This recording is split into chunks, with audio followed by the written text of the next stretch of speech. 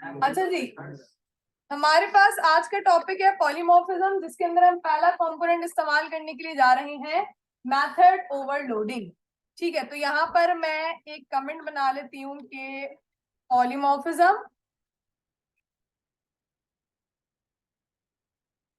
और method overloading करने के लिए जा रहे हैं हम, यानी मेथड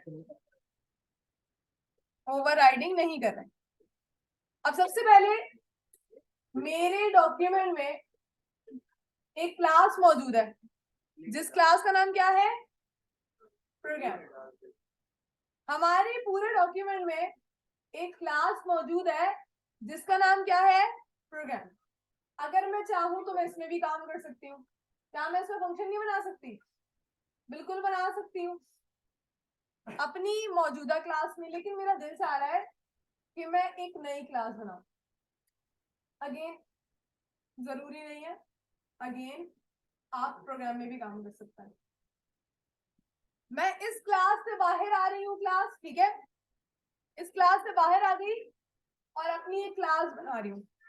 अब क्लास बनाने का कोई तरीका मुझे बताएगा, क्योंकि मैंने कंस्ट्रक्टर बनाते हुए बनाई थी। Thank you. पब्लिक मेरी क्लास का नाम, अच्छा, पब्लिक मेरी क्लास का नाम मैं रखना चाहती हूँ। Thank you. क्लास का कीवर्ड जब तक नहीं लगेगा उसे पता नहीं चलेगा कि क्लास है। मैंने अपनी क्लास का नाम रख दिया माई क्लास, और यहाँ पर मेरी क्लास तैयार हो गई। ठीक है जी, अब आप लोग देख सकते हैं ऊपर वाली क्लास और नीचे वाली क्लास में सिर्फ इतना सा डिफरेंस है कि यहाँ पर एक वर्ड यूज हुआ है, इंटरनल। अगेन जिनके पास 2019 से इंटरनल भी लिखा हुआ नहीं आ रहा होगा, यहाँ पर मैंने अपनी एक क्लास बना दी। अब आए यहाँ पर आके फंक्शन बनाती हूँ इस क्लास के अंदर। फंक्शन कैसे बनता है? पब्लिक वॉइड, और यहाँ पर अपने फंक्शन का नाम, स्टैटिक नहीं बना रही मैं, ठीक है। अगर स्टैटिक नहीं बना रही तो बाय डिफॉल्ट इसका क्या बनना चाहिए? ऑब्जेक्ट। गुड। अब यहाँ पर आके मैंने बोला पब्लिक वॉइड, अब अपने फंक्शन का नाम क्या रखूं? शो ही रख देते हैं, ठीक है। शो, राउंड ब्रैकेट लगाए, curly bracket open and close. अब यहाँ पर आके क्लास बहुत सिंपल काम करेंगे, लेकिन गौर फरमाइएगा, this function is non parameterize. Done है। मैंने यहाँ पर आके बोला पब्लिक स्ट्रिंग, मैंने बोला यूजर नेम, ठीक है, और यूजर नेम को इनिशियलाइज कर दिया। मैंने बोला यूजर नेम है हमाद, और यहाँ पे कंसोल डॉट राइट लाइन में मैंने यूजर नेम को प्रिंट करवा दिया। अच्छा, यहाँ पर आई थिंक पब्लिक नहीं आएगा जी, बिल्कुल यहाँ पे पब्लिक नहीं आएगा। हमारे पास हमाद यहाँ पर मैंने यूजर नेम में सेव करवा दिए। चलाने के लिए हमेशा कहाँ आना पड़ेगा? मेन में आना पड़ेगा। ऑब्जेक्ट बनाते हैं सबसे पहले, तो ऑब्जेक्ट कैसे बनता है? जी बिल्कुल, लेकिन सबसे पहले अपने क्लास का नाम, तो मेरी क्लास का नाम क्या है? My class. मैंने बोला माई क्लास, मेरे ऑब्जेक्ट का नाम ओबीजी इक्वल्स टू न्यू का कीवर्ड, और अगेन मेरे कंस्ट्रक्टर का नाम, यानी मेरी क्लास का नाम, कंस्ट्रक्टर और मेरी क्लास का नाम सेम होता है, which is my class. Tab press कर दिया, राउंड ब्रैकेट लगते हैं कंस्ट्रक्टर में, और यहाँ पर आके जैसे ही मैं बोलती हूँ ओबीजी डॉट, तो यहाँ पर आकर देखिए मेरे पास शो का फंक्शन आ रहा है, विच इज मेरे फंक्शन और मेथड का नाम भी वही है। मैं यहाँ पर आ जाती हूँ शो, राउंड ब्रैकेट लगा दिया, चलाते हैं जी। मैंने यहाँ पर कंट्रोल F5 मुझे करना पड़ेगा, क्योंकि मैंने रीड लाइन इस्तेमाल नहीं किया, हम मात्र प्रिंट होकर आ गए। ये तो हमारा बहुत सिंपल सा तरीका था।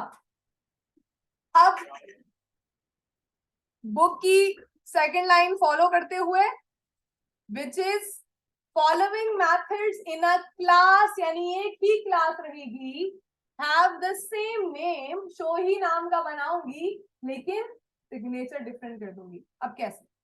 यहाँ पर मैं आती हूँ और मैंने पूरे फंक्शन को कॉपी किया, और मेरी क्लास क्या रहेगी?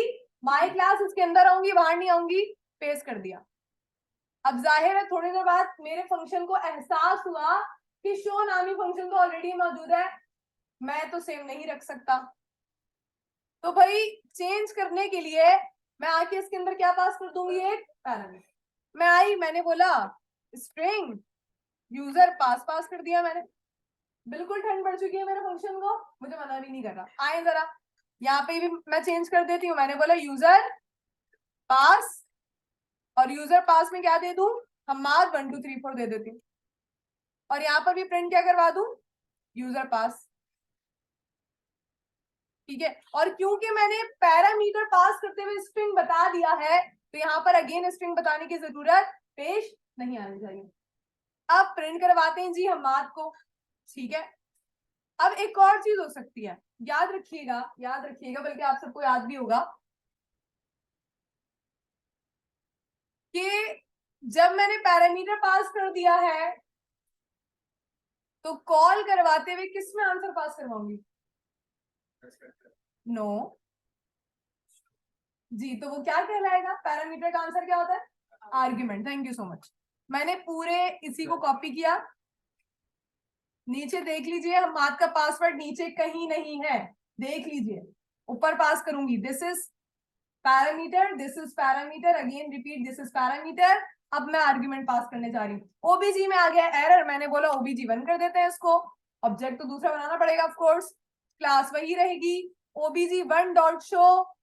अब यहाँ पर आ जाऊंगी हम्माद का पासवर्ड देने, डबल कोटेशन दिया, मैंने बोला हम्माद 1 2 3 4, डबल कोटेशन मैंने इसलिए दिया है क्योंकि मैंने पैरामीटर में क्या पास करा है, स्ट्रिंग। चलाते हैं जी, तो हम्माद 1 2 3 4 सक्सेसफुली चल गया। दोबारा से बुक के पास आती हूँ, बुक बोलता है मेथड्स, मैंने बोला एक और बनाना है, एक और बनाना है, तो मेरे पास एक और मेथड बनाने के लिए मैंने पूरे इसी को कॉपी किया, अपने पूरे फंक्शन को पेस्ट कर दिया in the same class which is my class. अब दोबारा से एरर आ गया। अब आप लोग क्या तब्दीली करना चाहेंगे, पैरामीटर, क्या पैरामीटर की डेटा टाइप चेंज कर दूं या पैरामीटर ही एक और डाल दूं, हम दो चीजें कर सकते हैं। हम यहाँ पर अगर मैं इसको चेंज कर दूं इंटीजर से तो तब भी मेरा एरर जा सकता है, लेकिन क्लास अगर मैं पैरामीटर्स ही बढ़ा दूं तो वो ज्यादा बेहतर नहीं रहेगा। लेकिन याद रखिएगा, अब मिसाल के तौर पर आपको एक रिक्वायरमेंट ये आई कि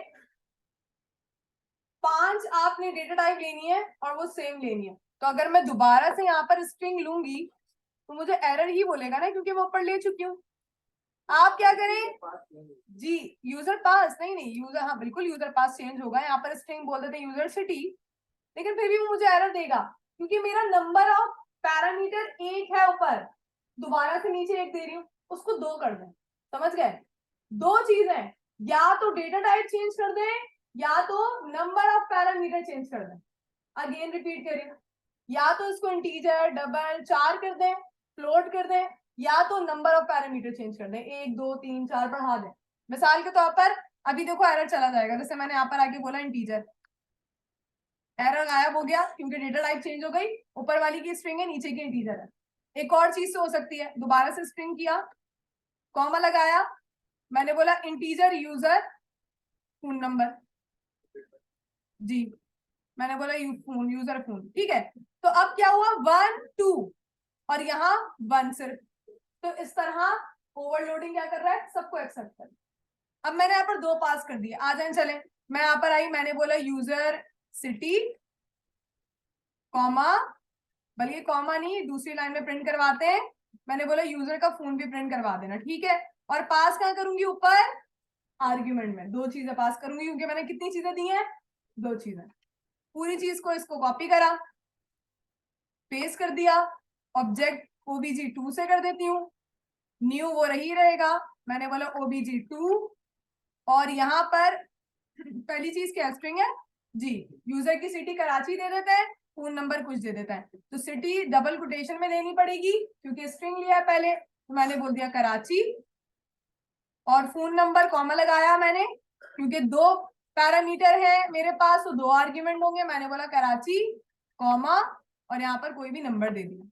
चलाते हैं जी, सारी चीजें मेरे पास प्रिंट हुई हुई नजर आ गई है, मेरे पास कुछ भी ऐसा नहीं जो मिस हो रहा है। सिलसिला क्या चल रहा है ओवरलोडिंग में, in the same class, in the same class have same name of the functions but different signatures, this is called signatures। जो मैंने पैरामीटर पास। ओवरलोड क्या करेगा, मैनी फंक्शंस हो गए, एक ही क्लास हो गई, उनकी दूसरी वाली लाइन बिल्कुल एग्जैक्ट डबल इक्वल टू हमारे पास पड़ी है, डिफरेंट सिग्नेचर देते जाए, बस फंक्शन एक रखें और यहाँ पर तमाम चीजें कॉल करवाते जाए। तो दिस इज कॉल्ड ओवरलोडिंग, कि हम एक ही फंक्शन के अंदर रहते हुए डिफरेंट पैरामीटर्स पास करें, यानी कि डिफरेंट सिग्नेचर्स। अगेन बुक के अंदर सिग्नेचर बोला हुआ है, सिग्नेचर बोल दीजिए, या तो आप पैरामीटर भी बोलेंगे, समझ आ जाएगा किसी को भी। डिफरेंट पैरामीटर्स, तो हमारे पास एक ही क्लास में रहते हुए डिफरेंट फंक्शंस वर्क कर सकते हैं। This is called overloading, method overloading.